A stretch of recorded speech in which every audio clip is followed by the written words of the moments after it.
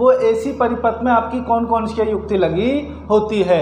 तो सबसे पहले अपन चर्चा करते हैं शुद्ध प्रतिरोध परिपथ के बारे में। कौन से परिपथ के बारे में? शुद्ध प्रतिरोध परिपथ। तो अपन देखेंगे कि शुद्ध प्रतिरोध परिपथ कौन सा होता है। तो वह परिपथ जिसमें केवल आपके प्रतिरोध लगा हुआ हो। कौन सा परिपथ? वह परिपथ जिसमें आपके प्रतिरोध लगा हुआ हो, वो कौन सा कहलाता है? शुद्ध प्रतिरोध परिपथ कहलाता है। अब इस ऐसा परिपथ आपके कौन सा होता है? तो ऐसा परिपथ होता है, ये अपन की L है, ये अपन की N है, ये अपन की लाइन या फेज है और ये अपन का न्यूट्रल है। यदि लाइन या फेज में या न्यूट्रल और फेज में यदि आपके एक बल्ब लगा दिया जाए, क्या कर दिया जाए? बल्ब लगा दिया जाए या हीटर लगा दिया जाए। क्या लगा दिया जाए? बल्ब या हीटर लगा दिया जाए, तो वह परिपथ आपके शुद्ध प्रतिरोध परिपथ होता है। अर्थात ऐसा परिपथ जिसमें केवल बल्ब या हीटर लगे हुए हो या ऐसी युक्ति लगी हो जो आपकी गर्म होती हो, ऐसी युक्ति लगी हो जो आपकी गर्म होती हो, वो आपका शुद्ध प्रतिरोध परिपथ कहलाता है। अब इस परिपथ में आपके जो पावर होती है, क्या होती है? पावर होती है। तो दोस्तों पावर आपके इस परिपथ में होती है I स्क्वायर R या B इंटू I। क्या होती है? I स्क्वायर R या P इंटू I होती है। तो ध्यान रख लेना, आपसे जो शुद्ध प्रतिरोध परिपथ के बारे में जो आपसे क्वेश्चन पूछेगा तो मुख्यतः 4 क्वेश्चन पूछेगा। कितने क्वेश्चन पूछेगा? 4 क्वेश्चन। पहला क्वेश्चन पूछेगा कि शुद्ध प्रतिरोध परिपथ कौन सा होता है। तो जला हुआ बल्ब, यानी जो बल्ब आपके जल रहा है या हीटर जो है आपके, वो परिपथ आपके शुद्ध प्रतिरोध परिपथ कहलाते हैं।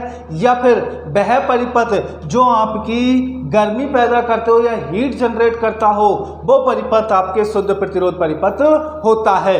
दूसरा क्वेश्चन वो आपसे पूछेगा कि शुद्ध प्रतिरोध परिपथ में पावर का मान क्या होता है। तो दोस्तों पावर P बराबर होता है I स्क्वायर R या P इंटू I होता है।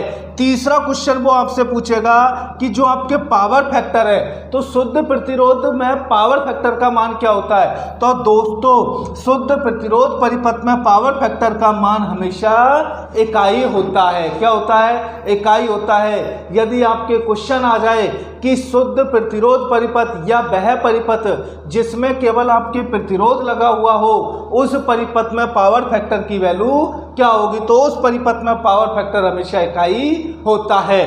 चौथा क्वेश्चन यदि वो आपसे पूछेगा तो वो पूछेगा कि शुद्ध प्रतिरोध परिपथ में B और I के मध्य कितने डिग्री का कोण होता है।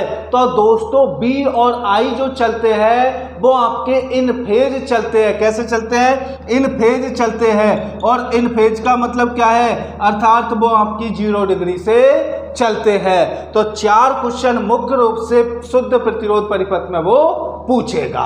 आगे समझ में दोस्तों है। दोस्तों अपन के पास शुद्ध इंडक्टिव परिपथ दूसरा कौन सा है? शुद्ध इंडक्टिव परिपथ, जिसको अपन के बोलते हैं L परिपथ। शुद्ध इंडक्टिव परिपथ या इसे अपन बोलते हैं L परिपथ।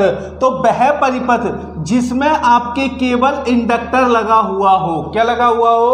वह परिपथ जिसमें केवल इंडक्टर लगा हुआ हो, वो परिपथ आपका शुद्ध इंडक्टिव परिपथ कहलाता है। और ये परिपथ आपका जो होता है दोस्तों, ज्यादातर आपकी मोटर या जनरेटर का होता है। किसका होता है? मोटर या जनरेटर का होता है। तो वह परिपथ जो मोटर और जनरेटर में उपयोग किया जाता हो, वो आपके शुद्ध इंडक्टिव परिपथ होता है। अब इसमें आपसे दोस्तों वो क्वेश्चन करेगा 4। कौन कौन से क्वेश्चन करेगा? पहला क्वेश्चन वो आपसे करेगा कि शुद्ध इंडक्टिव परिपथ में पावर फैक्टर का मान क्या होता है। पहला क्वेश्चन क्या करेगा वो? शुद्ध इंडक्टिव परिपथ में पावर फैक्टर का मान क्या होता है। तो यहां पर आप ध्यान रख लेना दोस्तों कि ऐसा परिपथ जो केवल इंडक्टिव जुड़ा हुआ हो या इंडक्टेंस जुड़ा हुआ हो, तो वो परिपथ में पावर फैक्टर का मान हमेशा 0 होता है। क्या होता है दोस्तों? 0 होता है। तो यदि किसी में भी पावर फैक्टर का मान शून्य है तो वहां पर P जो होगी पावर होगी वो भी आपकी शून्य होगी। अर्थात ऐसा कोई परिपथ नहीं है जो आपके केवल शुद्ध इंडक्टर लगा हुआ हो, ये केवल एक काल्पनिक परिपथ होता है। काल्पनिक परिपथ होने के बाद भी इसमें से वो क्वेश्चन आपके पूछता है। ठीक है दोस्तों, दूसरा जो आपसे क्वेश्चन पूछेगा वो दूसरा क्वेश्चन पूछेगा कि शुद्ध इंडक्टिव परिपथ में जो आपकी पावर होती है, पावर क्या होती है? तो दोस्तों AC में आपके चलती है B इंटू आई इंटू कॉस थीटा। क्या चलती है? B इंटू आई इंटू कॉस थीटा। और ये कॉस थीटा जो है ना दोस्तों, ये कॉस थीटा आपके पावर फैक्टर होता है। कॉस थीटा आपके क्या होता है? पावर फैक्टर होता है। और power factor P power factor बराबर होता है R बटे Z। क्या होता है? R बटे Z। R जो है ये प्रतिरोध है और Z जो है ये इम्पीडेंस है। अभी बताऊंगा मैं आपको ये क्या है। ठीक है, तो R बराबर तो आपके प्रतिरोध है और Z बराबर आपके इम्पीडेंस है। और इम्पीडेंस उसे कहते हैं यदि किसी सर्किट में प्रतिरोध, इंडक्टर और कैपेसिटर ये तीनों युक्तियां लगी हुई हो तो उन तीनों युक्तियों का जो कंप्लीट आपके प्रतिरोध होता है वो आपके इम्पीडेंस कहलाता है। अब आपके यदि शुद्ध इंडक्टर परिपथ है तो उस परिपथ में आपके R नहीं है। क्या नहीं है दोस्तों? R नहीं है। और यदि R नहीं होगा तो Z भी नहीं होगा। तो दोनों यदि आपके जीरो है तो बताओ वहां पर आपके पावर क्या होगी? तो वहां पर पावर भी आपके जीरो होगी। तो आपके शुद्ध इंडक्टिव परिपथ में पावर आपके जीरो होती है। क्या होता है दोस्तों? पावर आपके जीरो होती है। आपके तीसरा क्वेश्चन जो पूछेगा वो पूछेगा कि इंडक्टर परिपथ आपके कहां पर उपयोग में लिया जाता है? तो दोस्तों इंडक्टर परिपथ जो आपके उपयोग में लिया जाता है ये मोटर और अल्टरनेटर में उपयोग में लिया जाता है। किसमें लिया जाता है? मोटर या अल्टरनेटर में इसका उपयोग किया जाता है। और जो चौथा क्वेश्चन आपसे पूछेगा वो ये पूछेगा कि शुद्ध इंडक्टिव परिपथ जो होता है वो लेगिंग होता है या लीडिंग होता है? तो यहां पर आप इस चीज को नोट कर लेना दोस्तों। यदि वो आपसे पूछे कि शुद्ध इंडक्टिव परिपथ कौन सा परिपथ होता है, लेगिंग होता है या लीडिंग होता है, तो यहां पर आप उसे करोगे लेगिंग परिपथ। कौन सा करोगे? लेगिंग परिपथ। यानी शुद्ध इंडक्टिव परिपथ हमेशा लेगिंग स्वभाव का होता है। तो ये चार क्वेश्चन ही आपके शुद्ध इंडक्टिव परिपथ में से पूछेगा। बैठ की समझ में दोस्तों? देखो फिर बताता हूं आपको। शुद्ध इंडक्टिव परिपथ वह परिपथ जिसमें केवल इंडक्टर लगा हुआ हो। इंडक्टर का मतलब केवल आपकी कॉइल यूज की गई हो और कोई भी चीज यूज ना की गई हो। तो यदि कॉइल आपके यूज की जाएगी और जहां पर आपके R यदि यूज नहीं है तो दोस्तों ऐसा कोई परिपथ ही नहीं है जिसमें आपके R नहीं हो। यानी R का होना जरूरी है और R यदि जहां पर नहीं होगा तो वो एक काल्पनिक परिपथ होगा, यानी कि कल्पना पर आधारित परिपथ होगा। तो ये भी आपका पूरा की पूरा कल्पना पर आधारित परिपथ है, लेकिन परिपथ है। और इससे चार को तीसरा है अपन के पास शुद्ध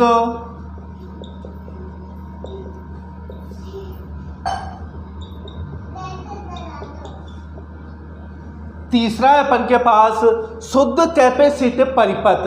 तो दोस्तों वह परिपथ जिसमें अपन के केवल कैपेसिटर लगा हुआ हो। क्या लगा हुआ हो? कैपेसिटर लगा हुआ हो, वो परिपथ आपका शुद्ध कैपेसिटिव परिपथ कहलाता है। और ये परिपथ भी आपका क्या होता है दोस्तों? ये परिपथ भी आपका काल्पनिक परिपथ होता है, क्योंकि आपको पता होगा कि जो आप कैपेसिटर यूज करते हो तो कैपेसिटर कहीं ना कहीं किसी भी मोटर में यूज करोगे, कहीं ना कहीं किसी पंखे में यूज करोगे। अर्थात कहीं ना कहीं कैपेसिटर आपकी किसी मोटर में यूज किया जाता है। तो जब मोटर में यूज करोगे तो वहां पर आपके बाइंडिंग भी मौजूद होगी ना। ये तो है नहीं कि कैपेसिटर का उपयोग केवल अपन तार के साथ कर दे, तो ऐसा नहीं है। कैपेसिटर का उपयोग, ये चीज नोट करने लायक है दोस्तों, इसको नोट कर लेना कि कैपेसिटर का उपयोग कभी भी अपन सीधे तार के साथ नहीं करते, हमेशा कोई ना कोई युक्ति के साथ उसका उपयोग करते हैं। और कोई ना कोई उपयोग युक्ति के साथ यदि उसका उपयोग करेंगे तो वहां पर प्रतिरोध भी होना चाहिए और इंडक्टर भी होना चाहिए। यदि प्रतिरोध और इंडक्टर आपके नहीं है तो इसका मतलब वो भी आपके काल्पनिक परिपथ है। तो वह परिपथ जिसमें केवल आपके कैपेसिटर लगा हुआ हो वो आपके शुद्ध कैपेसिटिव परिपथ कहलाता है। अब इसमें से भी वो आपसे 4 क्वेश्चन पूछेगा। पहला क्वेश्चन पूछेगा, क्या अपन सीधे तार में कैपेसिटर लगा सकते हैं? तो दोस्तों कभी भी सीधे तार में कैपेसिटर नहीं लगा सकते। कैपेसिटर हमेशा कोई ना कोई युक्ति या मोटर के साथ उसे कनेक्ट किया जाता है। दूसरा क्वेश्चन जो वो पूछेगा कि कैपेसिटर में पावर फैक्टर का मान क्या होता है? तो दोस्तों शुद्ध कैपेसिटिव परिपथ में पावर फैक्टर का मान होता है आपके 0। क्या होता है दोस्तों? 0 होता है। तीसरा क्वेश्चन वो पूछेगा कि शुद्ध कैपेसिटिव परिपथ जो होता है वो लीडिंग होता है या लैगिंग होता है? तो तीसरे क्वेश्चन को आप नोट कर लेना दोस्तों। ये आपसे पूछेगा कि शुद्ध कैपेसिटिव परिपथ जो होता है वो लीडिंग होता है या लैगिंग होता है? तो ये परिपथ आपके होता है लीडिंग। कौन सा परिपथ होता है? लीडिंग परिपथ होता है। और चौथा जो क्वेश्चन आपसे पूछेगा वो ये पूछेगा कि शुद्ध कैपेसिटिव परिपथ में आपकी जो बी और आई के मध्य जो कोण बनता है वो कितना बनता है? तो दोस्तों वो कोण आप नोट कर लेना, 90 डिग्री का कोण बनता है। किसका बनता है? 90 डिग्री का कोण बनता है। तो ये आपके 4 क्वेश्चन ही शुद्ध कैपेसिटिव परिपथ में से पूछेंगे। और ये तीनों की तीनों परिपथ आपके एक काल्पनिक परिपथ है। कौन से परिपथ है? काल्पनिक परिपथ है। काल्पनिक परिपथ का मतलब यह है दोस्तों कि ऐसे परिपथों की केवल अपन चर्चा कर सकते हैं, वास्तविक लाइफ में इनका उपयोग नहीं कर सकते। क्यों? क्योंकि आज तक आपने देखा होगा दोस्तों कि किसी भी कैपेसिटर का उपयोग सीधे तार में अपन नहीं कर सकते। कैपेसिटर हमेशा कहां पर लगाया जाता है? या तो कोई मशीन में लगाया जाएगा या कोई मोटर में लगाया जाएगा या वहां पर लगाया जाएगा जहां पर आपको उच्च मान की पावर जनरेट करनी हो। तो यदि आपके कहीं पर भी मशीन या युक्ति यूज करोगे तो दोस्तों वहां पर रेजिस्टेंस भी यूज होगा, वहां पर इंडक्टर भी यूज होगा। और ये दोनों यदि यूज नहीं हो रहे तो वो एक काल्पनिक परिपथ है। ये तीनों की तीनों आपके काल्पनिक परिपथ है। बैठी दोस्तों समझ में? कोई दिक्कत है? तो 4 क्वेश्चन आपसे ये तीनों परिपथ के बारे में पूछेगा। शुद्ध प्रतिरोध परिपथ के बारे में, शुद्ध इंडक्टर परिपथ के बारे में और शुद्ध कैपेसिटर परिपथ के बारे में। इनमें से वो 4 क्वेश्चन मुख्य रूप से पूछता है, अर्थात 4 क्वेश्चन बनते हैं और इन चारों क्वेश्चन में ज्यादातर वो पूछता है, वो एक ही क्वेश्चन पूछता है और वो पूछता है आपके पावर फैक्टर का। तो नोट कर लेना दोस्तों इस चीज को, ठीक है? तो ये तीनों आगे समझ में, ठीक है? तो देखो इंपीडेंस जिसको अपन के निम्मी सिम्मी में बोलते हैं प्रतिघात, क्या बोलते हैं निम्मी सिम्मी में? प्रतिघात। तो थोड़ा इसके बारे में चर्चा कर लेते हैं, ये क्या है? तो देखो दोस्तों, यदि आपके एसी परिपथ है, कौन सा परिपथ है? एसी परिपथ है, और उस एसी परिपथ में आपके प्रतिरोध लगा हुआ हो या आपके इंडक्टर लगा हुआ हो या आपके प्रतिरोध लगा हुआ हो और कैपेसिटर लगा हुआ हो या आपके प्रतिरोध लगा हुआ हो, इंडक्टर लगा हुआ हो और कैपेसिटर लगा हुआ हो। अब ध्यान रखना, ये L जो है वो इंडक्टर को व्यक्त कर रहा है, ये जो C है वो कैपेसिटर को व्यक्त कर रहा है और जो ये R है ये प्रतिरोध को व्यक्त कर रहा है। तो ऐसा परिपथ जिसमें आपके प्रतिरोध और इंडक्टर हो, ऐसा परिपथ जिसमें आपके प्रतिरोध और कैपेसिटर हो, ऐसा परिपथ जिसमें आपके प्रतिरोध हो, इंडक्टर हो और कैपेसिटर भी हो। अब इन तीनों में जो अपन ने युक्ति की है R, L, C, ये तीनों जो युक्ति अपन उपयोग में ले रहे हो, अर्थात प्रतिरोध, इंडक्टर और कैपेसिटर, तो ये तीनों जो युक्ति अपन उपयोग में ले रहे हैं, तो मुख्य रूप से इनकम्प्लीट युक्तियों का जो प्रतिरोध होता है, क्या होता है दोस्तों, इनकम्प्लीट युक्तियों का जो कुल आपके प्रतिरोध होता है वो अपन के इम्पीडेंस कहलाता है। क्या कहलाता है, इम्पीडेंस कहलाता है। अर्थात एसी सर्किट में लगा हुआ प्रतिरोध, लगा हुआ इंडक्टर, लगा हुआ कैपेसिटर, यदि तीनों की तीनों युक्तियां यदि लगी हुई हो या तीनों नहीं लगी हो, दो युक्ति यदि लगी हो तो वो आपके इम्पीडेंस कहलाती है। और इम्पीडेंस को जो व्यक्त करते हैं दोस्तों वो करते हैं जेड से। किससे व्यक्त करते हैं, जेड से। अब ये एक हिसाब से प्रतिरोध है तो श्योर है इसका मात्रक क्या होगा, इसका मात्रक होगा आपके ओम। क्या होगा दोस्तों, ओम। तो किसी भी एसी सर्किट में कंप्लीट जो प्रतिरोध आपको मिलता है, और कंप्लीट प्रतिरोध किस किस का होना चाहिए, प्रतिरोध का, इंडक्टर का और कैपेसिटर का, इनका जो कंप्लीटली जो प्रतिरोध होता है वो आपके इम्पीडेंस कहलाता है। इम्पीडेंस का जो प्रतीक है वो है आपके जेड और मात्रक है आपके ओम। अब यहां पर तीन सूत्र आपके इससे बनते हैं। कितने सूत्र बनते हैं दोस्तों, तीन सूत्र बनते हैं। ऐसा परिपथ जिसमें आपके क्या लगा हुआ हो, यानी प्रतिरोध और इंडक्टर लगा हुआ हो, क्या लगा हुआ हो, प्रतिरोध और इंडक्टर लगा हुआ हो, तो वो भी आपके इम्पीडेंस कहलाएगा।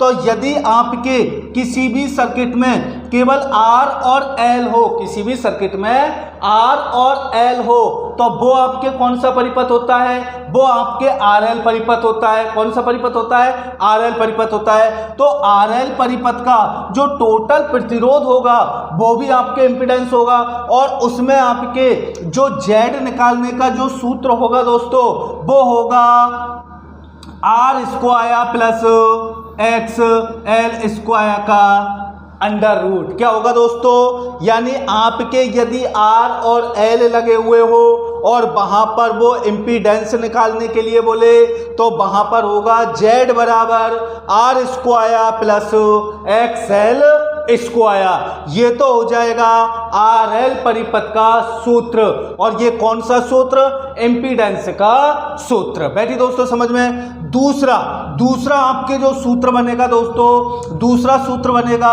R प्लस C का, अर्थात वह परिपथ जिसमें आपके प्रतिरोध लगा हुआ हो और कैपेसिटर लगा हुआ हो, तो उसका जो कंप्लीटली प्रतिरोध होगा वो भी आपके इम्पीडेंस कहलाएगा, और वो भी आपके क्या होगा, जेड बराबर होगा आपके, अब यहां पर इंडक्टर लगा हुआ था तो उसका कर दिया XL, कैपेसिटर होगा तो वहां पर आप करोगे R square plus XC square का अंडर रूट। ये कौन सा हो जाएगा, जब आपके कैपेसिटर और प्रतिरोध लगे हुए हो। ठीक है दोस्तों। तीसरा जो आपके बनेगा, तो तीसरा आपके बनेगा दोस्तों जिसमें आपके R भी मौजूद हो, L भी मौजूद हो और C भी मौजूद हो, यानी तीनों की तीनों यदि आपके मौजूद हो तो वो आपके बनेगा RLC परिपथ।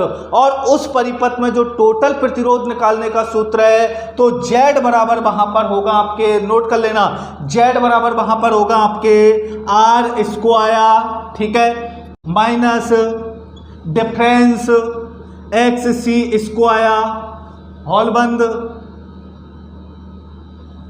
का अंडर रूट। क्या हो जाएगा दोस्तों, यहां पर इसका सूत्र होगा Z बराबर R square plus whole XL square और डिफरेंस। अब यहां पर ये जो डिफरेंस आपको दिया गया है, एक तो आपको माइनस का चिन्ह होगा और एक आपके डिफरेंस का चिन्ह होगा। तो ये जो आपके माइनस और डिफरेंस का चिन्ह दिया गया है, तो माइनस का चिन्ह तो इसलिए दिया गया है क्योंकि यहां पर हमेशा आपको माइनस करना है, और जो ये डिफरेंस का चिन्ह दिया गया है दोस्तों, डिफरेंस का चिन्ह इसलिए दिया गया है यदि किसी परिपथ में आपके XL ज्यादा होते हैं तो दोस्तों यहां पर XL में से यदि किसी परिपथ में XC यदि ज्यादा होगा तो XL को इसमें से घटाएंगे तो वो आपके माइनस मिलेगा। क्या मिलेगा, माइनस मिलेगा। यदि XL अपन के पास ज्यादा है और XC अपन के काम है तो वो आपको प्लस मिलेगा। यानी दोनों में से जो भी आपके ज्यादा होगा उसमें से वो घटा लिया जाएगा। इसीलिए ये जो चिन्ह दिया गया है ये डिफरेंस चिन्ह कहलाता है। क्या कहलाता है? डिफरेंस चिन्ह कहलाता है। तो 3 आपके इंपीडेंस के सूत्र है और इंपीडेंस में से मुख्यतः इन तीनों में से एक सूत्र वो पूछता है। दोस्तों समझ में कि इंपीडेंस किसे कहा जाता है? इंपीडेंस प्रतिघात को कहा जाता है। ये प्रतिघात एक हिसाब से किसी भी एसी सर्किट का कुल प्रतिरोध होता है। क्या होता है? कुल प्रतिरोध होता है। और कुल प्रतिरोध कौन कौन सा होगा? तो R, L और C ये तीनों यदि लगे हुए हैं तो इन तीनों का कंप्लीट प्रतिरोध होगा। यदि ये दोनों लगे हुए हैं तो इन दोनों का प्रतिरोध होगा। यदि ये दोनों लगे हुए हैं तो इन दोनों का प्रतिरोध होगा। तो कहने का मतलब ये है आपके R तो उसमें 100% रहता है। तो ये था आपके इंपीडेंस। अब थोड़ी सी झलक अपन पावर फैक्टर के बारे में देख लेते हैं। ठीक है दोस्तों, पावर फैक्टर। तो देखो दोस्तों, एसी सर्किट में आपके जो ये पावर फैक्टर है दोस्तों, ये आपके वास्तविक पावर फैक्टर है। कौन सा पावर फैक्टर है? वास्तविक पावर फैक्टर है आपके। ये केवल एसी में होता है, डीसी में ये नहीं होता। तो अगर आपसे कोई पूछ ले कि एसी सर्किट में पावर की वैल्यू क्या होती है, तो एसी सर्किट में पावर की जो वैल्यू होगी वो होगी B इंटू आई इंटू कॉस थीटा। क्या होगी? B इंटू आई इंटू कॉस थीटा। तो B का मतलब वोल्टेज, I का मतलब करंट, और जो ये कॉस थीटा है दोस्तों, ये कॉस थीटा अपन के कहलाता है पावर फैक्टर। क्या कहलाता है? Power factor. अर्थात पावर फैक्टर बराबर आपके होगा कॉस थीटा। क्या होगा? पावर फैक्टर बराबर कॉस थीटा। और कॉस थीटा जो होता है दोस्तों, कॉस थीटा बराबर होता है R/Z। क्या होता है? कॉस थीटा बराबर R/Z होता है। अर्थात आपका जो परिपथ है यदि उसमें R मौजूद हो और R यदि मौजूद होगा तो वहां पर आपके या तो कैपेसिटर लगा हुआ होगा या इंडक्टर लगा हुआ होगा। ये दोनों में से कोई ना कोई आपके लगा हुआ होगा। यदि ये कोई ना कोई दोनों में से लगा हुआ होगा या ये दोनों की दोनों लगे हुए होंगे तो वहां पर आपके कॉस थीटा होगा, अर्थात पावर फैक्टर होगा। यदि ये दोनों वहां पर नहीं लगे हुए हैं, केवल R लगा हुआ है, तो वहां पर ये कॉस थीटा नहीं होगा। और यदि R लगा हुआ नहीं है, केवल वहां पर C और L लगा हुआ है, तो भी वहां पर आपके पावर फैक्टर नहीं होगा। तो यहां पर आप नोट कर लेना दोस्तों, पावर फैक्टर जो होता है, पावर फैक्टर बराबर कॉस थीटा होता है और कॉस थीटा बराबर आपके होता है R/Z। R/Z। और मैंने आपको अभी बता दिया है कि Z किसे कहते हैं। Z का मतलब होता है इंपीडेंस या प्रतिघात। और प्रतिघात कब होगा दोस्तों? जब आपके सर्किट में प्रतिरोध भी होगा, कैपेसिटर भी होगा और इंडक्टर भी होगा। या तो ये दोनों होंगे या दोनों में से एक होगा, लेकिन प्रतिरोध हमेशा वहां पर मौजूद होगा। तो वहां पर आपके होगा इंपीडेंस। अगर ये नहीं होगा तो वहां पर आपके पावर फैक्टर का मान 0 होगा। तो बैठी दोस्तों समझ में, ये है आपके पावर फैक्टर। अब करते हैं RL परिपथ के बारे में। कौन से परिपथ के बारे में? RL परिपथ के बारे में। तो वह परिपथ जिसमें आपके प्रतिरोध जुड़ा हुआ हो, क्या जुड़ा हुआ हो? प्रतिरोध जुड़ा हुआ हो और आपके इंडक्टर जुड़ा हुआ हो। तो वह परिपथ जिसमें प्रतिरोध और इंडक्टर ये दोनों यदि जुड़े हुए हो तो वो परिपथ आपका RL परिपथ कहलाता है। यानी ये आपका है भाइयों R का मतलब रेजिस्टेंस। तो ये यदि आपका रेजिस्टेंस से जुड़ा हुआ है, दूसरा जो है आपके इंडक्टर, तो ये आपके इंडक्टर जुड़ा हुआ है। इन दोनों का जुड़ा हुआ प्रतिरोध आपके क्या कहलाता है? ये दोनों का जुड़ा हुआ आपके कहलाता है RL परिपथ। कौन सा परिपथ कहलाता है? RL परिपथ। तो यहां से और यहां के मध्य में आप जब देखोगे वोल्टेज, क्या देखोगे? वोल्टेज, तो वहां पर वोल्टेज आपकी अलग होगी। और यहां से और यहां तक के मध्य में आप जो वोल्टेज देखोगे वो वोल्टेज आपके अलग होगी। तो इसका मतलब जैसे ही आपकी सप्लाई यहां से इधर जाएगी, जैसे ही सप्लाई आपकी यहां से इधर जाएगी तो पहले आपके प्रतिरोध में से गुजरेगी। तो जैसे ही वो प्रतिरोध में से गुजरेगी तो रेजिस्टेंस के कारण आपके वो वोल्टेज ड्रॉप करेगी। क्या करेगी? वोल्टेज ड्रॉप करेगी। और वोल्टेज ड्रॉप करेगी तो उस कंडीशन में आपके आर में वोल्टेज ड्रॉप, आर में वोल्टेज ड्रॉप क्या होगा? आपके आर में वोल्टेज ड्रॉप आपके क्या होगा दोस्तों? तो आर में वोल्टेज V बराबर आपके होगा I इंटू आर। क्या होगा?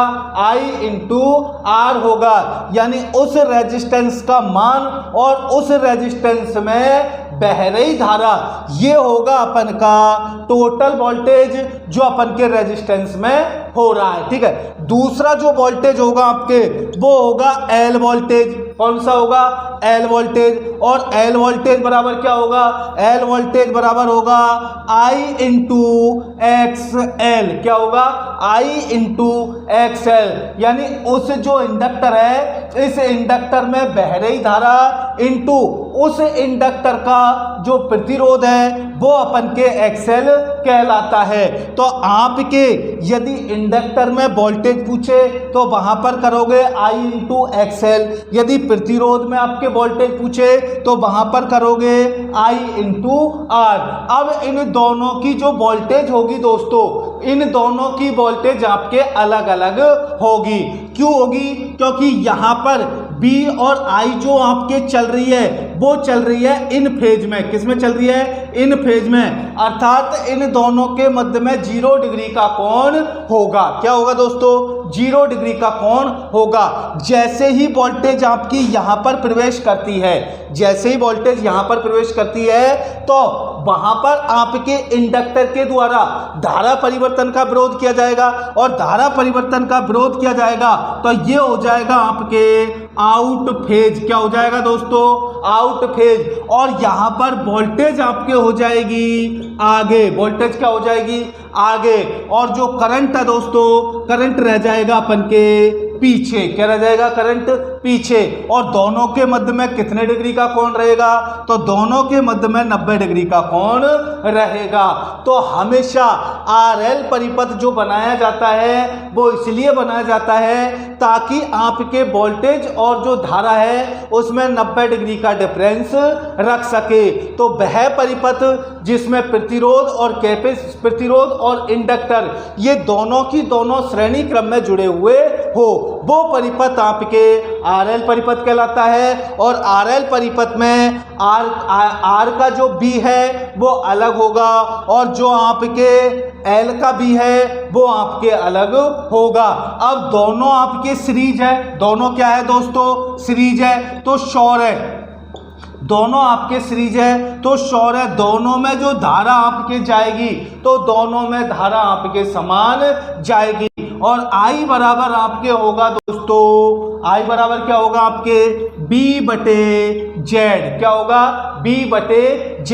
क्योंकि दोनों में धारा समान है तो इसका प्रतिरोध और इसका प्रतिरोध, दोनों का प्रतिरोध अपन जोड़ेंगे तो दोनों का कंप्लीट प्रतिरोध अपन के कहलाता है इम्पीडेंस। क्या कहलाता है? इम्पीडेंस। भाई दोनों का प्रतिरोध जो होता है वो अपन के इम्पीडेंस कहलाता है। यदि अकेले का प्रतिरोध होएगा तो ये तो केवल कहलाएगा प्रतिरोध और इसका कहलाएगा XL। यदि दोनों का प्रतिरोध अपन को ऐड करना है तो वो कहलाएगा इम्पीडेंस। और इम्पीडेंस को किससे व्यक्त किया जाता है? Z से। और यहां पर आपके इम्पीडेंस बराबर क्या होगा? R इसको आया प्लस XL इसको आया का अंडर रूट। ये हो जाएगा अपन के Z। तो यहां पर I बराबर क्या होगा? B बटे Z। क्या होगा? B बटे Z। यहां पर आपके टोटल धारा होगी। बैठी समझ में दोस्तों। अब यहाँ पर जो आपके पावर फैक्टर होगा वो पावर फैक्टर क्या होगा, तो दोस्तों यहाँ पर आपके 90 डिग्री का डिफरेंस आ रहा है और प्रतिरोध भी आपके जुड़ा हुआ है, तो यहाँ पर पावर फैक्टर अपन के होगा R/Z। क्या होगा दोस्तों, R/Z।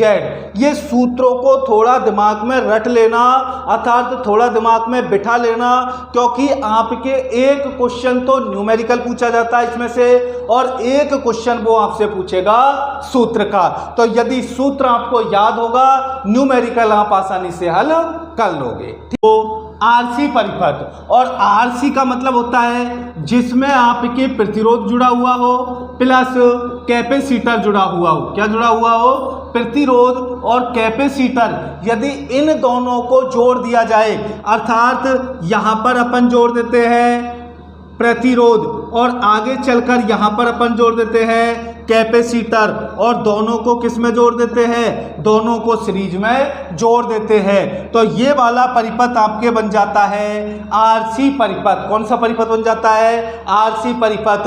अब यहाँ पर आप देखोगे दोस्तों, सेम टू सेम आपके वो ही प्रक्रिया चलेगी। कौन सी, जो आपके RL में चल रही थी। तो यहाँ पर आप देखोगे कि ये आपका प्रतिरोध है, तो श्योर है यहाँ से यहाँ तक के मध्य में वोल्टेज आपके अलग होगी और यहाँ से यहाँ तक के मध्य में वोल्टेज आपके अलग होगी।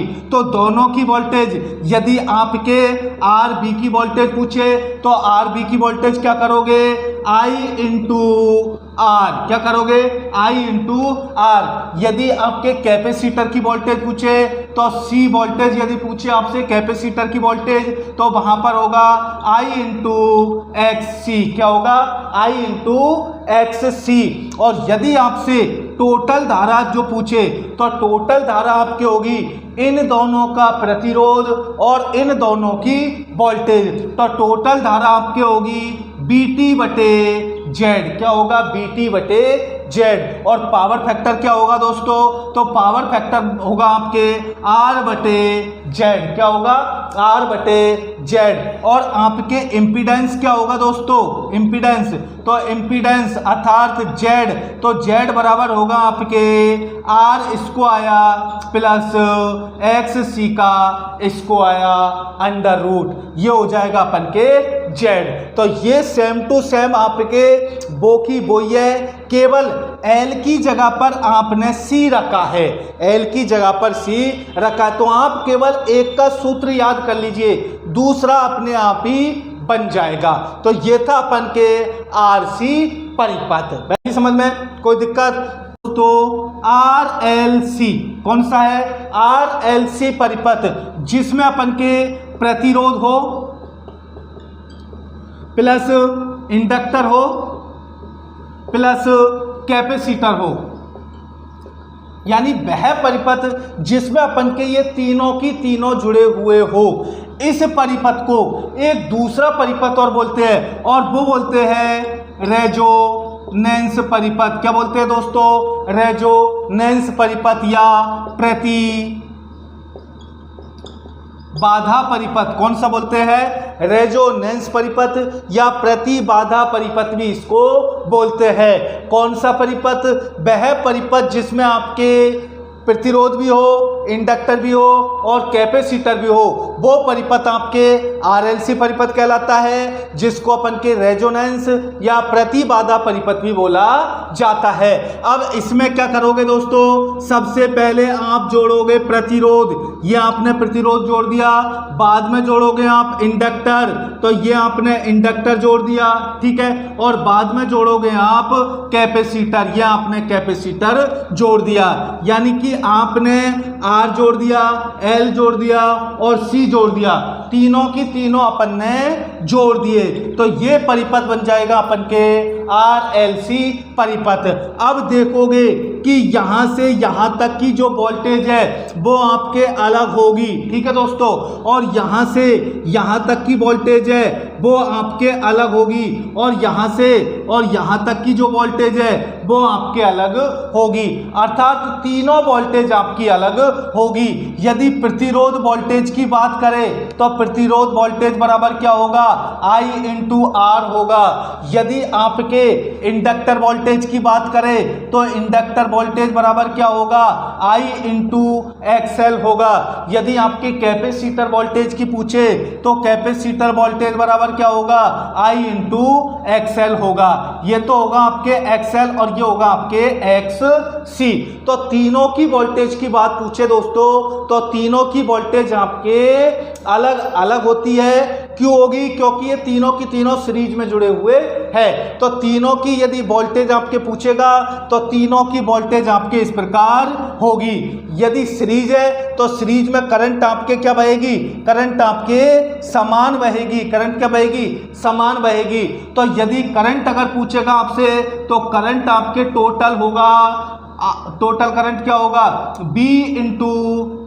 करंट आपके टोटल क्या होगा दोस्तों, यदि करंट आपसे पूछे तो करंट होगा IT यानी टोटल करंट बराबर होगा BT बटे जेड। क्या होगा, BT बटे जेड। अब ये जो BT है ये आपके प्रतिरोध का BT, L का BT और C का BT, इन तीनों के B को अपन ने ऐड करके BT लाए और उसके बाद उसमें इम्पीडेंस का भाग दे दिया, आपको टोटल धारा मिल जाएगी।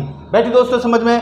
तीसरा जो आपसे इसमें वो पूछेगा इम्पीडेंस अर्थात जेड पूछेगा। तो दोस्तों यहां पर आपके जो जेड होगा वो होगा आपके जेड बराबर आर इसको आया, जेड बराबर आर इसको आया प्लस, जेड बराबर आर इसको आया प्लस XL डिफरेंस XC का इसको आया। अब यहां पर आपके दोस्तों यदि RLC परिपथ है तो यहां पर आपके डिफरेंस होगा, और ये डिफरेंस इसलिए दिया जाता है ताकि दोनों में से जो भी आपके ज्यादा होगा उसमें से उसको घटा दिया जाएगा। अब यहां पर एक चीज आप नोट करना, और वो नोट करना यदि ये दोनों समान मान के हो, यहां पर नोट करना यदि ये दोनों समान मान के हो उस कंडीशन में आपके क्या होगा। तो दोस्तों यदि ये दोनों समान मान के होंगे तो देखो ये जो करता है, ध्यान से देखना, ये जो बढ़ाता है दोस्तों ये वोल्टेज को आगे करता है। किसको करता है, वोल्टेज को आगे, और ये करता है वोल्टेज को पीछे। ध्यान से देखना, जो इंडक्टर करता है वोल्टेज को आगे और कैपेसिटर जो करता है वोल्टेज को पीछे। यदि ये दोनों मान के बराबर मान के होंगे तो ये करेगा आगे और ये कर देगा पीछे। तो दोनों यदि बराबर मान के है तो वोल्टेज आपकी उसी कंडीशन में होगी जिस कंडीशन में है। भाई ये भी आपके ये दोनों यदि बराबर मान के है, इसका काम है वोल्टेज को आगे करना और इसका काम है वोल्टेज को पीछे करना।